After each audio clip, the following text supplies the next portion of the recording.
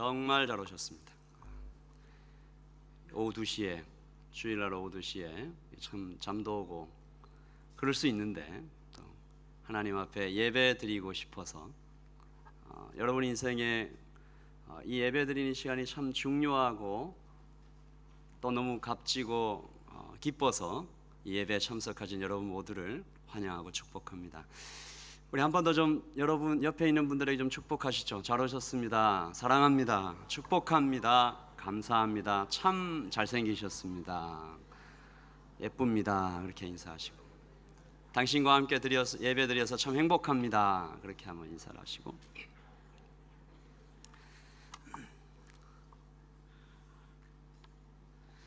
우리 다 함께 자리에서 일어나서 디모데전서 6장을 함께 읽도록 하겠습니다. 6장 6절부터 16절까지 저와 여러분이 교독하시죠. 자족할 줄 아는 사람에게는 경건이 큰 이득을 줍니다.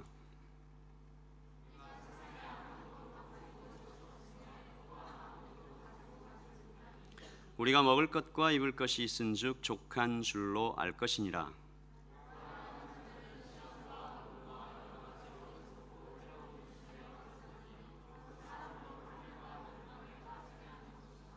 돈을 사랑함이 일만 악의 뿌리가 되나니 이것을 탐내는 자들은 미혹을 받아 믿음에서 떠나 많은 근심으로써 자기를 찔렀도다.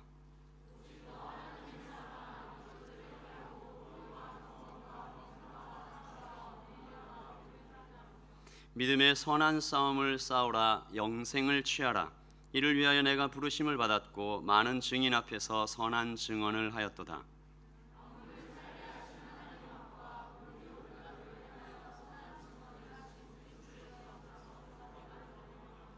우리 주 예수 그리스도께서 나타나실 때까지 흠도 없고 책망받을 것도 없이 이 명령을 지키라.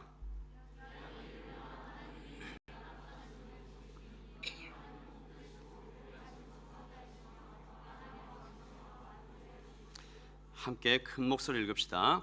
오직 그에게만 죽지 아니함이 있고 가까이 가지 못할 빛에 거하시고 어떤 사람도 보지 못하였고 또 볼 수 없는 자신이 그에게 존귀와 영원한 능력을 돌릴지어다. 아멘. 네, 자리에 앉으시고요. 마이크를 조금만 더 올려주시면 감사하겠습니다. 디모데전서와 디모데후서는 바울이 디모데에게 전한 편지죠. 바울은 디모데의 스승, 참 아버지 같은 사람. 바울은 디모데를 여러 번 아들이라고 부릅니다. 내 참 아들, 사랑하는 아들, 이런 마음 이렇게 부르죠. 바울은 자식이 없었고요. 그 바울에게 디모데는 아들 같은, 또 아들 이상의 그런 존재였습니다. 동역자이기도 하고 아들이기도 하고 제자이기도 한. 바울에게서 디모데는 참 특별한 존재였죠. 특별히 이 두 번째 편지인 디모데후서는 바울의 생애 가운데서도 좀 특별한 의미를 가지는데, 바로 로마의 감옥에 갇혀서 사형 집행 직전에 쓴 편지입니다. 그래서 디모데후서를 쓸 때 여러분 이 책을 읽어보시면 좀 느끼실 텐데, 바울의 그 애틋한 마음이, 그 아들 디모데, 제자 디모데를 향한 그 애틋한 마음이 절절하게 이렇게 그 편지 곳곳에 있습니다. 여러분들 좀 시간을 내셔서 이번 방학 때 그리고 이 시즌에 디모데 전후서를 한번 읽어보시면 참 좋겠다라는 생각이 듭니다. 한 신학자께서 이 디모데 전후서를 자신의 말로 편지처럼 이렇게 구성해서 쓰신 걸 제가 읽고 참 은혜를 받았는데, 제가 읽어볼게요. 사랑하는 나의 아들 디모데야, 나는 지금 옥중에서 며칠 되면 집행될 사형 날짜를 앞두고 이 편지를 쓰고 있네. 매일 밤 자네를 위해 기도할 때면 내 마음은 형언할 수 없는 기쁨과 감사로 벅차오름을 느낀다네. 아마도 이것이 자네에게 보내는 마지막 편지가 될 수도 있을 것 같네. 내 아들 디모데여, 자네만 생각하면 자꾸 눈물이 나오는군. 이 세상에서 어쩌면 자네를 다시는 못 보게 될지도 모르네. 할 수 있다면 어서 빨리 이곳으로 와주겠나. 내 외투와 내가 즐겨보던 가죽 성경책을 가지고 와주면 좋겠네. 제가 이 편지를 이렇게 편지처럼 다시 쓴 것을 읽고 참 마음이 찡했습니다. 유언과도 같은 편지죠. 마지막 남기는 그 편지. 제가 지금부터 이렇게 수련회까지 2월 12일 날 저희가 수련을 하는데 수련회까지 딱 4주가 남았어요. 오늘 포함해서 이 4주 동안 이 2015년을 시작하는 이 시점에 여러분과 어떤 말씀을 나누면 좋을까 여러 가지로 고민을 하다가 하나님께서 마음 주신 것이 디모데 전후서였습니다. 이 책이 왜 그러냐면 아버지가 아들에게 보내는 편지, 스승이 제자에게 보내는 편지, 선교사가 후배 선교사에게 보내는 편지, 동역자가 동역자에게 보내는 편지, 특별히 청년들에게 귀중한 메시지가 많이 담겨 있는 편지이기 때문입니다. 그래서 저는 한 해를 시작하면서 여러분과 함께 청년에게 고함 이런 주제로, 제가 원래 처음에는 청년 스타트업 이렇게 하려고 했는데 약간 좀 그래서 다시 바꿨어요. 청년에게 고함이라는 주제로 이번 주는 돈, 다음 주는 결혼, 그리고 다음 주는 청년의 때, 그리고 마지막 주는 고독, 이런 주제로 여러분과 함께 말씀을 좀 나눠보려고 합니다. 오늘이 그 첫 번째 시간, 돈입니다. 돈 이야기를 좀 할게요. 오늘 제목은 돈이 아니다 소명이다 라는 제목인데요, 그러니까 아버지 바울이 아들 디모데에게 이제 돈 얘기를 하는 거죠. 꽤 길게 이야기하세요. 아주 많은 부분을. 왜 그랬을까요? 돈이 참 중요하기 때문입니다. 여러분, 돈 중요하죠? 돈 중요해요, 안 해요? 안 중요한 것 같은 표정을 짓지 마요. 중요하죠. 예수님께서도 돈 이야기를 참 많이 하셨어요. 너무 중요하니까. 이 땅에 살 때 돈은 또 단순히 돈이 아니에요. 어떤 사람들은 돈은 그냥 단순히 중립이다 이렇게 얘기하는 사람이 있는데, 제가 좀 보기에는 돈은 그 자체로 어떤 힘을 가지고 있어요. 그대로 이렇게 돈을 그냥 이렇게 두면 아무렇지도 않게 우리가 지나칠 수 있는 것이 아니에요. 돈은 또 기도와 말씀 같은 주제만큼 아주 영적인 것입니다. 왜냐하면 돈이 하나님과 아주 많이 닮아있기 때문이 아닌가라는 생각이 듭니다. 한번 들어보세요. 돈은 전능해 보입니다. 그분과 함께라면 무엇이든지 함께할 수 있을 것 같죠. 그리고 사람들은 돈을 사랑합니다. 그리고 돈은 어디에나 계셔서 무소부재하셔서 비자 카드를 통해 임재하시죠. 그 돈을 경배합니다. 그 돈은 아름답다. 그래서 그 돈이 임재해 주시면 우리의 마음에 한없는 사랑과 평화가 찾아오죠. 여러분의 통장에 그달 월급이 이렇게 딱 들어와 있으면 얼마나 마음이 뿌듯하고 이렇게 평화와 감사가 찾아오는지 모릅니다. 그리고 돈은 끊임없이 한 분 하나님과 자리 다툼을 합니다. 하나님이냐 돈이냐. 광야에서 예수님을 찾아와 유혹했던 사탄이 예수님께 이런 얘기를 하죠. 나에게 절하라, 나에게 경배하라. 그럼 뭐 주겠다고요? 천하 만국의 모든 영광을 주겠다. 사실은 돈 얘기입니다. 그러므로 돈 이야기는 영적인 주제라고 볼 수 있죠. 그래서 돈을 잘 벌고 잘 쓴다, 이런 주제에 대한 이야기는 기도하는 것, 말씀 보는 것처럼 굉장히 영적이고 굉장히 중요한 주제입니다. 특별히 여러분이 청년의 때에 돈을 어떻게 다루는가, 이것은 지금 잘 배워놓지 않으면 여러분 인생에서 아주 큰 낭패를 당할 수도 있고, 거꾸로 얘기해서 잘 배워놓으면 여러분 인생에서 예수 그리스도 안에서 승리하는 인생을 살 수 있습니다. 그래서 오늘은 디모데 전서에서 사도 바울이 아들 디모데에게 전해준 그 돈 이야기, 그 이야기를 한번, 돈을 어떻게 다루는 것이 좋을까, 말씀은 어떻게 이야기하실까, 한번 세 가지로 좀 나눠보겠습니다. 첫 번째입니다. 같이 읽죠. 시작. 주신 것에 감사하라. 말씀도 한번 같이 읽겠습니다. 6장 7절입니다. 여러분 성경책에 있고요. 제가 파워포인트를 만들지 않았는데 성경책에서 있는 분 읽어보세요. 7절 시작. 우리가 세상에 아무것도 갖고 온 것이 없음에 또한 아무것도 가지고 가지 못하리니. 불교에는 이것을 공수래 공수거 이렇게 얘기도 해요. 빈손으로 왔다가 빈손으로 간다. 사실 닮아 있는 개념인데, 아무것도 세상에 가져오지 못했고 또한 갈 때도 아무것도 가지고 가지 못한다. 그러면 지금 우리가 지금 이 세상에 살 때 가지고 있는 뭔가 가지고 있는 것 같은데, 이건 뭐예요? 이건 다 하나님께서 우리에게 주신 은혜예요. 선물이에요. 우리가 그것을 먼저 찾아야 됩니다. 내 것이 아니다라는 거죠. 가지고 있다가 떠나보내야 되는 것입니다. 여러분, 선물을 가치 없게 여기면 어떻게 됩니까? 선물 준 사람을 굉장히 아프게 하고 때로 분노하게 하죠. 제가 이번에 태국에 가서 만날 선교사님, 그리고 한국에 가서 만날 목사님 여러분들에게 그래도 제가 나름 이렇게 고민을 해서 이렇게 선물을 준비해 갔어요. 뭐 가난하니까 비싼 거는 못 가져가. 그래도 정성을 담아서 선물을 했는데, 어떤 분들은 감사하게 받고 어떤 분들은 거기 놔 뭐 이렇게 받는 사람도 있었어요. 그 제 마음이 어땠을까요? 그런 거예요. 하나님, 여러분이 지금 손에 쥐고 있는 거, 지금 주께서 주신 직업, 그 여러분에게 허락하신 환경, 다 하나님께서 뜻이 있으셔서 여러분에게 주신 거예요. 그것을 감사함으로 받을 줄 알아야 해요. 그렇지 않으면 선물 주신 분을 참 마음 아프게 하는 거죠. 또 반대로 선물만 바라는 것도 참 좋지 않아요. 여행을 갔다 왔어요, 아버지가. 근데 그 아버지가 문을 열고 탁 들어가는데, 아버지는 쳐다도 안 보고 그 아버지 손에 있는 선물만 쏙 빼가지고 달려가는 아들을 바라보는 아버지 마음, 어떨 것 같아요? 물론 제 얘기는 아닙니다. 그러면 말씀은 우리에게 무엇을 얘기하세요?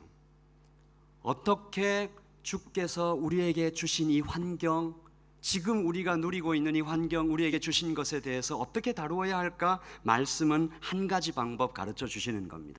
주신 것에 감사하라. 8절입니다. 시작.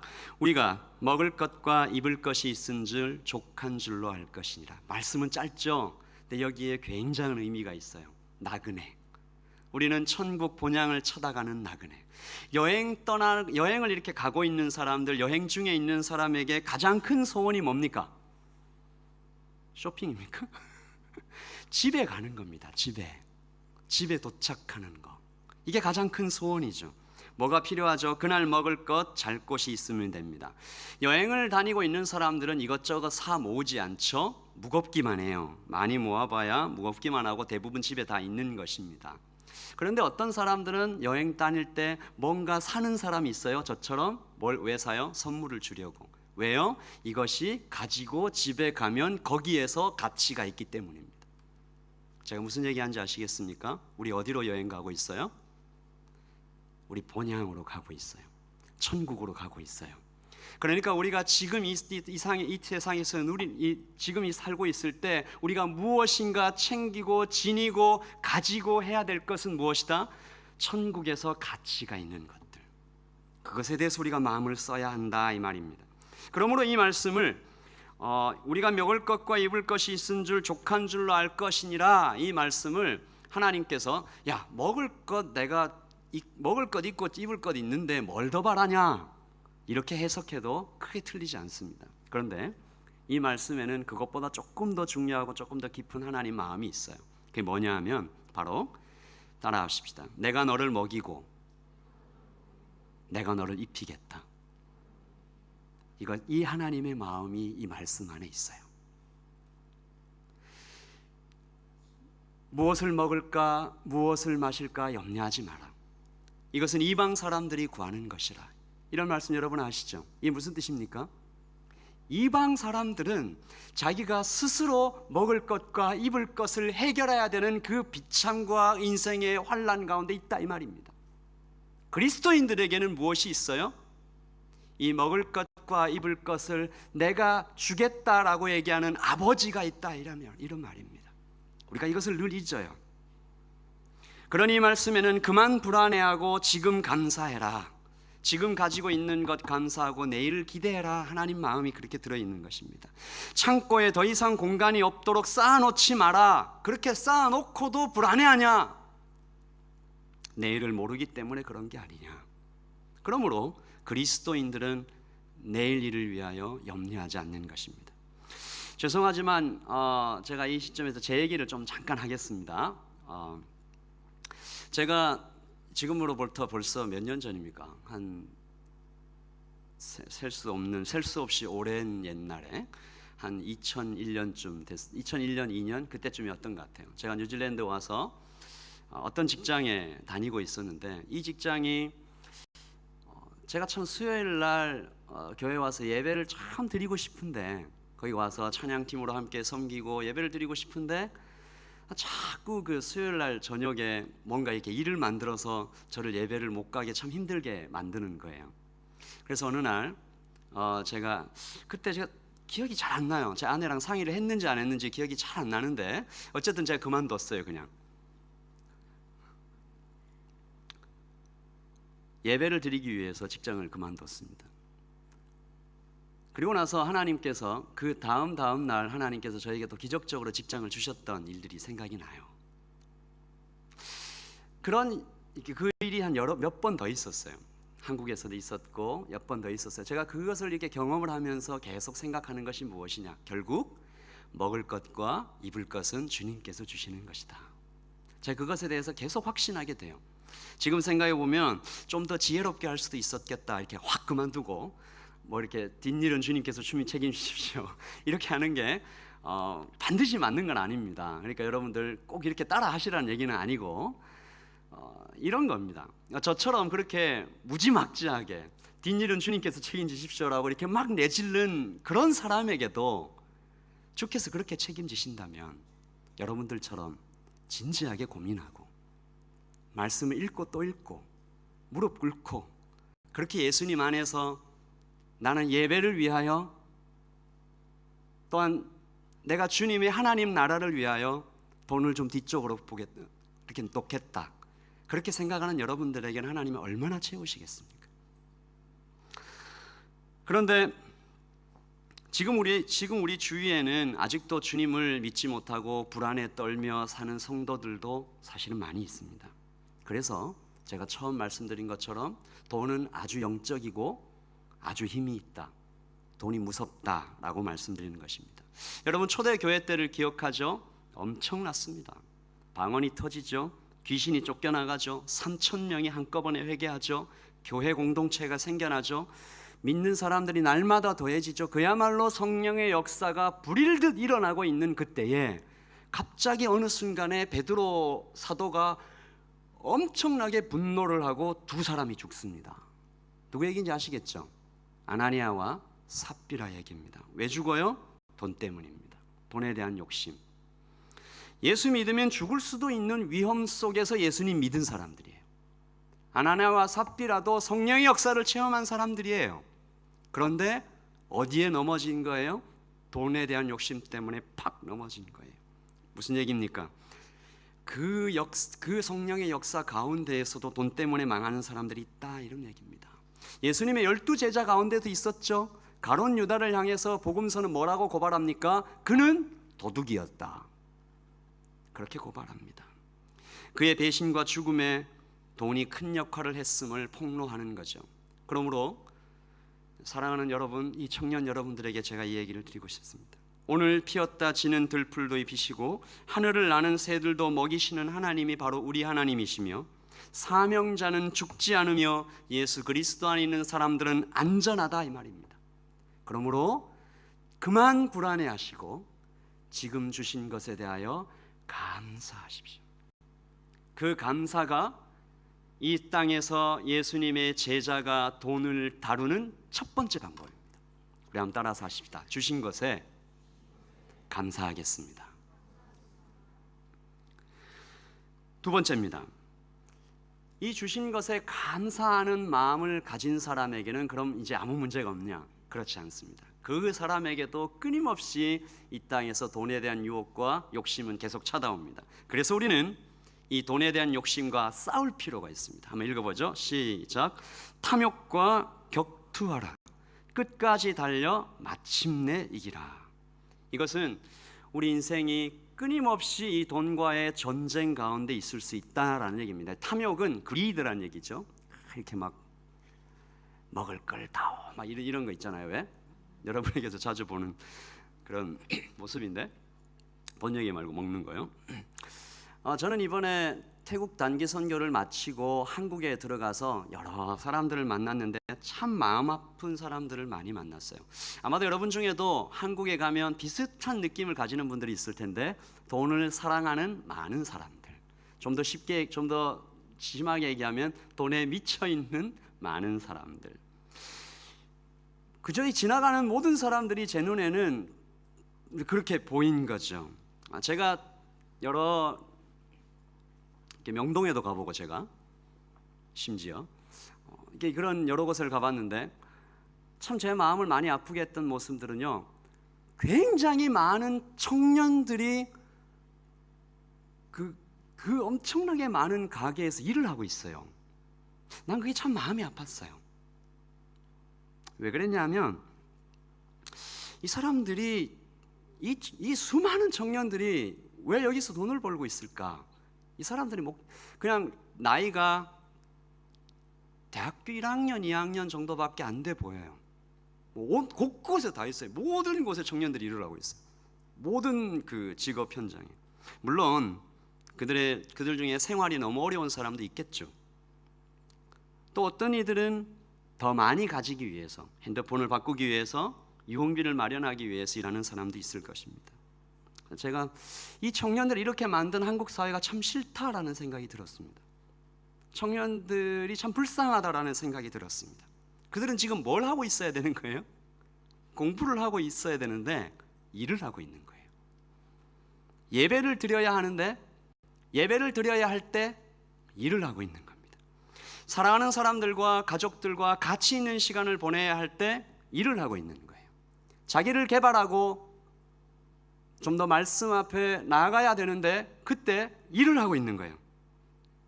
어떤 사람들이 이렇게 말할 수 있겠죠. 사회가 이렇게 생겨 먹었으니까 어쩔 수 없는 일이 아니냐. 돈을 벌지 않으면 살 수가 없는데 어떻게 하냐. 맞죠? 그 말도 맞습니다. 그러나 저는 거기에 대해서 아니요라고도 말하고 싶어요. 왜요? 공급하시는 하나님께서 계시니까. 이것을 잃어버린 사람들에게 바울은 경고합니다. 오늘 말씀에 하나님의 말씀을 좀 보시죠. 6장 9절입니다. 같이 읽어보죠. 시작. 부하려 하는 자들은 시험과 올무와 여러 가지 어리석고 해로운 욕심에 떨어지나니 곧 사람으로 파멸과 멸망에 빠지려 하는 것이라. 이 말씀이 나와는 아무 상관이 없다, 그렇게 생각하지 마요. 나는 부자가 되려고 한 적이 없다. 아니요, 그 정도 수준을 얘기하는 것이 아닙니다. 이것은 돈에 묶인 사람들을 얘기하는 거예요. 가난한 사람이나 부자나 예외가 없어요. 말씀이 기록된 지 2000년 전 유대 사회도 지금처럼 힘들었어요. 가난한 사람이 엄청나게 많았어요. 유대인 남자 절반 이상이 백수였어요. 일을 하지 않으면 먹고 살 수 없는 사람들이 많았습니다. 그리고 물론 부자들도 많았습니다. 집에 많은 하인을 두고 날마다 파티를 여는 사람들이 있었죠. 그런데 이 말씀은 그 사람들이나 가난한 사람이나 부자나 돈에 묶이면 멸망한다, 그 얘기하고 있는 것입니다. 마태복음 19장 22절 기억하시죠? 그러나 그 젊은이는, 같이 읽어봅시다. 이 말씀을 듣고 근심하면서 떠나갔다. 그에게는 재산이 많았기 때문이다. 부자도 그렇게 망하고 가난한 사람도 그렇게 망하고. 이 시대를 사는 청년 여러분, 돈을 사랑하면 망합니다. 스스로 망합니다. 돈을 사랑하는 마음, 탐욕과 싸우셔야 합니다. 저는 이번에 고등학교 때 저와 함께 교회를 다녔던 친구 9명을 만났습니다. 25년 만에 만났어요. 너무 반가워서 미칠 뻔했어요, 제가. 근데 또 그만큼 슬펐어요. 그 9명 중에 믿음을 떠난 사람이 5명이에요. 같이 예배드리고 같이 기도하고 수련회 같이 가고 주님 한 분만으로 만족합니다 막 울고 그랬던 아이들이었어요. 그 친구들은 참 다양한 인생을 살고 있었고, 그 중에 어떤 친구들은 굉장히 많은 돈을 벌고 있는 사람들도 있었습니다. 그러나 제가 그 친구들 앞에서 면전에서 직접적으로 얘기는 하지 못했지만 그 인생의 끝은 분명한 거예요. 멸망이죠. 이것이 참 한국을 다녀와서 제 마음을 계속해서 아프게 하는 한 사건이었습니다. 6장 10절에 돈을 사랑함이 일만 악의 뿌리가 되나니 이것을 탐내는 자들은 미혹을 받아 믿음에서 떠나 많은 근심으로써 자기를 찔렀도다. 돈을 사랑함이 모든 악의 뿌리가 된다. 돈을 구하고 싶은 마음, 더 가지고 싶은 마음. 지금은 호주에서 경찰로 근무하고 계신 이진범 간사와 한번 마약에 관한 범죄 이야기 나눈 적이 있어요. 마약범들. 거의 세계 거의 모든 나라에서 마약범들을 굉장히 엄하게 다루죠. 최근에 가슴 아픈 뉴스도 있었잖아요. 중국에서 마약을 팔다가 검거된 한국인들 몇 명인지 기억은 정확하게 안 나는데 사형시키고 나서 그 한국 정부에 이야기를 했죠. 중국 정부는 그게 단호합니다. 이진방 간사가 그 얘기를 하더라고요. 왜 그렇게 마약범들을 정부에서 그렇게 엄하게 다루는지 아냐? 돈 때문이다. 마약 그 자체를 자기가 하고 이러는 것 자체는 그 사람한테 안 좋고 위험하죠. 마약 자체도 위험하지만 정말로 위험한 것은 마약이 비싸기 때문이다. 마약을 더 구하기 위해서 그럼 뭐가 필요해요? 돈이 필요하잖아요. 수단과 방법을 가리지 않고 돈을 구한다는 거죠. 그러면 반드시 범죄와 연관이 됩니다. 돈을 구하기 위해 필연적으로 범죄를 저지르기 때문에 마약은 어떤 경우에 한 국가를 파탄에 빠뜨릴 수 있겠다. 저는 그때 이진범 간사와 그 얘기를 하면서 마약을 이렇게 해서 이렇게 눈이 확 풀려버린 마약 범죄자들의 풀린 눈동자가 우리에게도 있다. 이 땅을 사는 사람들에게도 그 눈동자가 있겠다.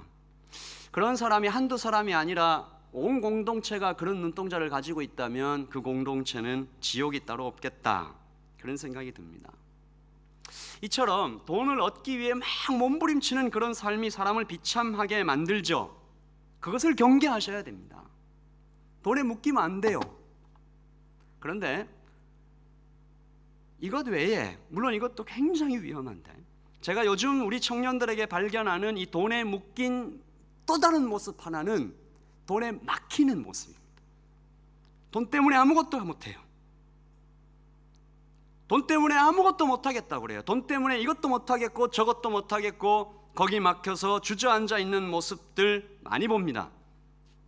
흔히 어른들이 이렇게 말하죠. 요즘 청년들은 너무 일찍 세상을 알아버린다. 꿈이 없다. 아니요.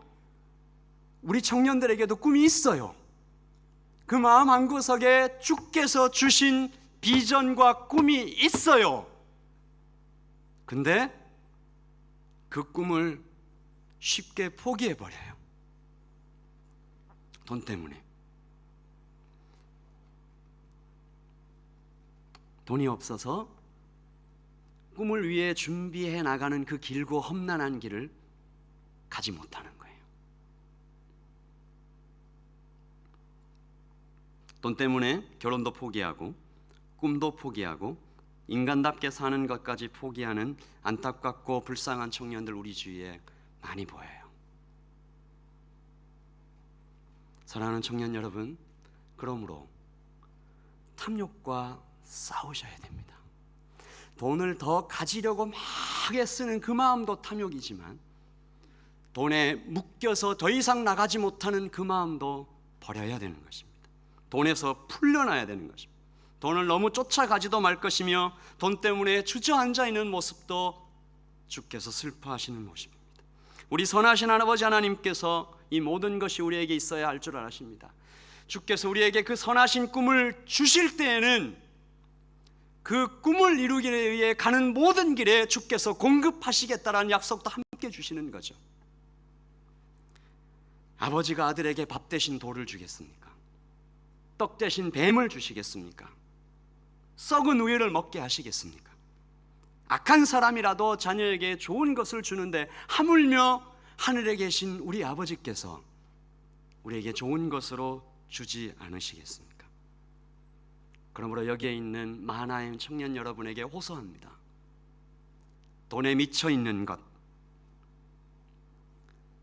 돈 때문에 주저앉아 있는 모습, 모두 돈의 노예입니다. 하나님을 버리고 돈을 우상 삼은 무시무시한 죄입니다. 악한 것입니다. 그래서 사도 바울은 이런 표현을 쓰죠. 이 악한 것에서 도망치라. 6장 11절입니다. 오직 너 하나님의 사람아, 이것들을 피하라. Free from all this. 도망치라. 오직 너 하나님의 사람아. 디모데를 향해서 그렇게 간곡하게 부른 후에 이것들에게서 도망치라, 피하라. 여러분에게도 호소합니다. 이것들을 피해 도망하십시오. 그리고 고백하십시오. 하나님, 돈은 저보다 강해 보입니다. 성령님의 도우심이 아니면 도대체 이길 수가 없습니다. 저에게 믿음을 더하소서. 우리같이 연약한 이 모든 사람들이 이 기도를 드려야 되죠. 디모데도 드려야 됩니다. 바울도 드려야 됐습니다. 사랑하는 성도, 우리 청년 여러분, 바울이 누굽니까? 사도예요, 사도. 근데 사도도 이 기도를 드려야 했어요. 디모데가 누굽니까? 최고로 훈련된 탁월한 사역자죠. 디모데도 이 기도를 드려야 됐어요. 오직 너 하나님의 사람아, 피하라. 그 누구도 예외가 없다. 목사도 돈 때문에 넘어지고 선교사도 예외가 없으며 사도도 순식간에 넘어질 수가 있다. 그러므로 12절에서 이렇게 얘기하는 겁니다. 같이 읽어봅시다. 시작. 믿음의 선한 싸움을 싸우라. 영생을 취하라. 이를 위하여 내가 부르심을 받았고 많은 증인 앞에서 선한 증언을 하였도다. 쉬운 성경은 이 부분을 굉장히 실감나게 번역해 뒀어요. 믿음을 지키는 것은 달리기 시합과도 같습니다. 영원한 생명을 얻게 되리라는 것을 확신하며 할 수 있는 한 승리할 때까지 열심히 뛰어가십시오. 바울은 이 부분을 쓸 때 아마 그의 인생 전체를 증인 삼아 이야기했을 것입니다. 내 아들 디모데야, 내 인생 전체를 증인 삼아 얘기한다. 반드시 이긴다. 나를 봐라. 이기게 하신다. 내 삶 가운데 숨이 턱에 차오르는 순간이 많았다. 당장이라도 쓰러질 것 같이 힘들었던 때도 많았다. 그리고 실제로 쓰러진 적도 많았다. 그런데 결국에 이긴다. 그러므로 끝까지 달려라. 주님께서 함께 하실 것이다. 사랑하는 우리 청년 여러분, 저도 여러분에게 바울을 조금 흉내내보고 여러분들한테 이야기할 수 있습니다. 제가 비록 채 50년도 안 되는 이토록 짧은 인생을 살고 있지만 하나님께서 단 한 번도 저를 실망시킨 적이 없으십니다. 언제나 가장 좋은 길로 인도해 오셨고 최고의 자리로 저를 인도해 오셨습니다. 그러므로 제발 돈에 묶여 무릎 꿇지 마시고 포기하지 마시고 주께서 주신 꿈을 향하여 끝까지 달리십시오. 그리고 그날이 오면 우리는 모두 주님 앞에 서게 될 것입니다. 마지막 세 번째입니다. 돈을 다루는 세 번째 방법. 시작. 주님을 갈망하라. 이 사도 바울이 지금까지 이렇게 막 달려오듯이 얘기를 했어요. 오직 너 하나님의 사람아. 막 이렇게 그 어투가 강력하죠. 확 얘기를 하다가 한달음에 달려오듯 말씀을 쏟아놓다가 잠시 숨을 고르듯 템포를 늦춥니다. 그리고 말할 수 없이 깊은 진리 하나를 이렇게 다 꺼내놓죠. 마치 강호의 고수가 숨겨진 최후의 필살비기를 꺼내듯이 이제 그렇게 딱 얘기를 하는 거예요. 그걸 뭐라고 그러더라? 까먹었네. 그 이렇게 얘기합니다. 때가 되면, 기약이 이르면, 이렇게 얘기를 하죠. 카이로스 이런 얘기인데 6장 15절입니다. 시작. 기약이 이르면 하나님이 그의 나타내심을 보이시리니 하나님은 복되시고 유일하신 주권자이시며 만왕의 왕이시며 만주의 주이시오. 아멘. 돈 이야기를 쭉 하다가 갑자기 시선을 확 돌려서 이게 땅을 이렇게 막 바라보다가 갑자기 시선을 하늘로 옮긴 것 같아요. 유진 피터슨이 쓴 메시지 성경에서 이 부분을 굉장히 재밌게 번역을 했는데, 기약이 이르면 하나님이 그에 나타나신 보이신 이 부분을 이렇게 얘기했어요. He will show up right on time. 딱 그때, 정확한 때에, 늦지도 않고 빠르지도 않은 바로 그때에 주께서 나타나실 것이다. 카이로스에 오실 것이다. 그가 오시면, 그가 오시는 날에는 누가 주인인지 다 알게 될 것이다. 누가 왕인지 다 알게 될 것이다. 누가 주님인지, 누가 진정한 왕인지. 그러므로 그대가 지금 하고 있는 모든 일은 반드시 아까 말씀드렸던 것처럼 천국에서, 그리고 그분 앞에서 가치 있는 일이어야 할 것이다. 그리고 사도가 평생에 걸쳐 만나고 깨달은 하나님을 찬양하는 것으로 이 돈 이야기를 이렇게 마무리해 가죠. 16절입니다. 시작. 오직 그에게만 죽지 아니함이 있고 가까이 가지 못할 빛에 거하시고 어떤 사람도 보지 못하였고 또 볼 수 없는 자이시니 그에게 존귀와 영원한 능력을 돌릴지어다. 아멘. 이 부분을 읽으면서 여러분이 조금 의아한 생각이 좀 들어야 됩니다.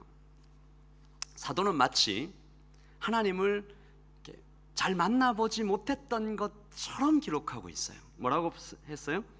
가까이 가지 못할 빛이시다. 보지 못하였다. 볼 수도 없는 자다.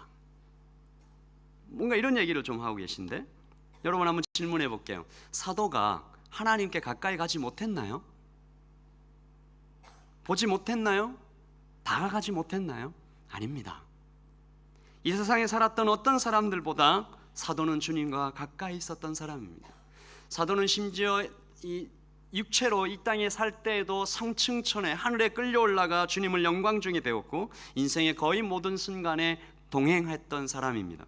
셀 수도 없이 많은 기적을 성령님께 받아서 베풀었죠. 그리고 성령님과 함께 신약 성경의 거의 대부분을 썼던 사람입니다. 세상 그 어느 누구보다도 사도 바울이는 내가 하나님을 봤다, 들었다, 만졌다, 누렸다 이렇게 말할 수 있는 사람이에요.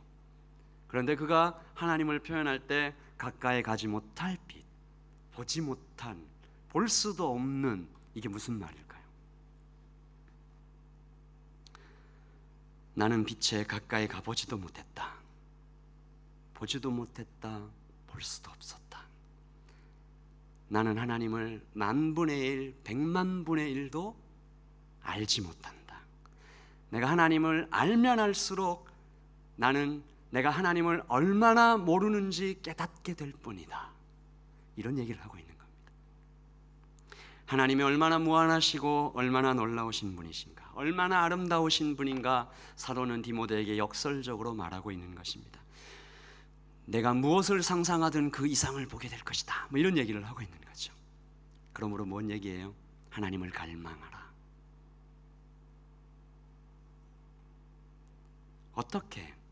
우리가 이 땅에서 보는 저 화려한 것들, 돈으로 누릴 수 있는 저 엄청난 것들, 저 아름답고 이 매력적인 그 모든 것들, 그 모든 것들에 마음 뺏기지 않고 내가 가진 것들에 감사하고 살 수 있습니까? 어떻게 돈의 유혹에 빠지지 않고 살 수 있습니까? 어떻게 믿음의 싸움을 끝까지 포기하지 않고 살 수 있습니까? 이 모든 질문에 대한 대답을 하고 있는 것입니다. 사도 바울은 이렇게 얘기하고 있는 것입니다. 돈보다 더 가치 있는 것, 더 아름다운 것, 더 매력적인 것이 있다. 그분을 만나면 된다. 사도는 지금 그 얘기를 하고 있는 것입니다. 사랑하는 우리 청년 여러분, 자, 얼굴을 다 들어서 저를 좀 봐요. 자, 여러분을 오랫동안 이렇게 얼굴을 못 보니까 참 보고 싶네. 여러분들 참 이쁩니다. 사랑스럽고 너무 잘생겼고 훌륭합니다. 한 20년 지나도 예수님 잘 믿으시기 바랍니다. 주님을 만나십시오. 우리가 탐욕과 격투하여서 이길 수 있는 길, 주신 것에 감사하고 살 수 있는 방법 다른 게 없어요. 이거 nothing. 사도는 그 얘기를 하고 있는 겁니다. 하나님을 갈망하면, 그러면 비로소 가능하다. 그러므로 한낱 돈 때문에 하나님을 버리지 말라. 감히 그런 상상도 하지 말라. 돈이 직업 선택의 첫 번째가 되게 하지 말라.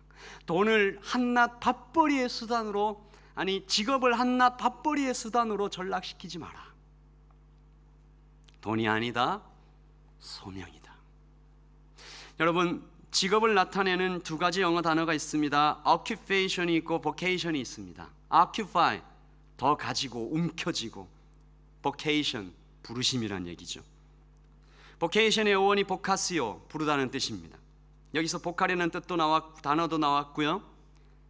종교개혁자들은, 특별히 존 칼빈은 모든 직업을 하나님이 주시는 천직, 성직이라고 여겼습니다. 하나님이 특별히 불렀다. 부르셔서 하고 있는 일이 직업이다. 그런데 언제부턴가 기독교인들 사이에서도 vocation이 아니라 occupation으로 바뀝니다. 움켜쥔다. 내 소유다. 돈을 벌기 위한 수단이다. 직업은 밥벌이, 적게 일하고 돈 많이 받는 것. 칼빈은 그의 책 기독교 강요에서 이렇게 말합니다. 내 직업이 어떤 것이든 이것이 소명임을 알고 순종하면 아무리 낮고 천한 일일지라도 하나님 앞에서는 빛날 것이다. 아주 귀한 것으로 인정받을 것이다.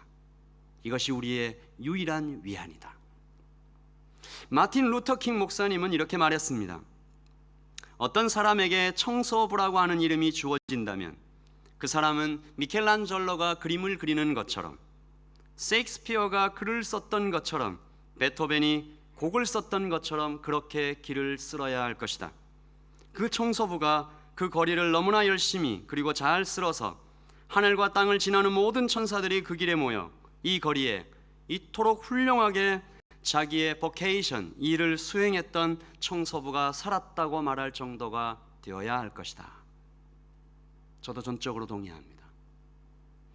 이 중에 직업을 가지고 계신 분도 있고, 직업을 가지기 위해서 기도하고 있는 분도 있고, 아직 공부를 하면서 미래에 어떤 직업을 가질까 그렇게 꿈꾸고 고민하는 분들도 있을 것입니다. occupation으로 직업을 보지 마시고 vocation으로 직업을 보십시오. 저는 그런 청년들을 많이 알고 있습니다. 카페에서 일하는 어떤 청년은 그 카페에서 자기가 커피를 서빙하고 또 만들고 사람들을 만나는 그 모든 과정을 너무나 주님께서 주신 아름다운 것으로 보고 성실하게 했을 때 그 카페 주인도 내가 좀 하나님을 알아볼까라는 마음이 들 정도로 그런 사람도 만나본 적이 있고요. 저는 한 교사도 압니다. 자기 반 학생들을 정말 마치 여러분 목자들이 목원들을 이렇게 섬기듯이, 어머니가 아이를 섬기듯이 그렇게 섬기고 이 아이들에게 어떻게 예수님을 전할까. 여러분, 뉴질랜드의 학교에서 이 예수님 얘기 이게 함부로 못 하잖아요. 삶으로 보이는 거예요. 데리고 다니고.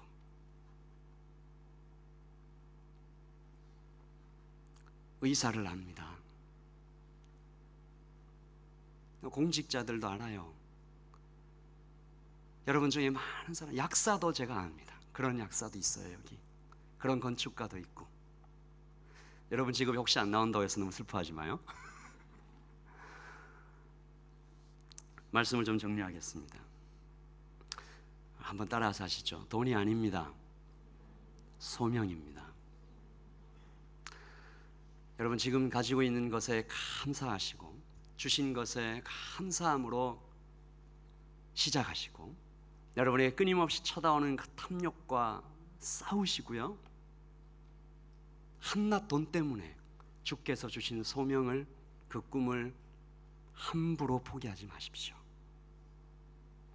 여러분 그렇게 설 때 2015년 여러분의 직업 현장에서, 그리고 직업을 가지려고 준비하는 여러분이, 또 여러분이 매일매일 그 쓰는 돈을 주님 안에서 잘 다룰 수 있게 되고 결국 여러분이 승리하는 그런 인생을 살 수 있게 될 것이라고 저는 믿습니다.